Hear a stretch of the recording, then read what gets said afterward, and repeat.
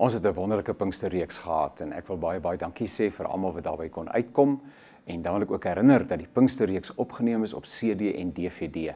Dit was 'n briljante reeks. Soveel mense getuig van die ontsettende seën wat hulle daaruit ontvang het.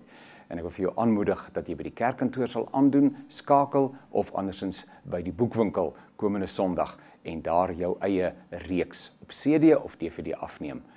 Ook wat die huweliksreeks betref, kry ons pragtige terugvoer van mense oral af wat sê dat die huweliksreeks vir hulle sommer ontsettend baie beteken. En dis ook in die besonder bedoel vir mense wat gaan trou, daarin dink om te trou, 'n wonderlike stuk voorbereiding. Kry dit ook eweneens by die boekwinkel komende week. Baie dankie ook vir almal wat so hard gewerk het om verlede Sondag se kuierdiens so 'n wonderlike geleentheid te maak. Dis om lekker as familie bymekaar kuier. En dit was 'n mooi geleentheid en ek wil net van my kant af sê dankie vir elkeen wat hard gewerk het, voorbereidings getref het, gebly het om op te ruim, maar ook vir elkeen wat dit bygewoon het. Baie dankie. Komende Sondag natuurlik soos altyd, oggend en aanddienste.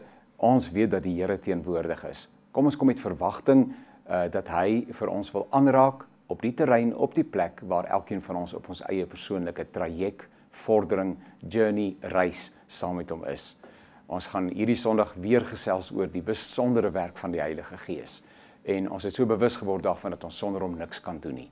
Kom met verwagting, wie weet wat die Here vir ons in gedagte het komende Sondag.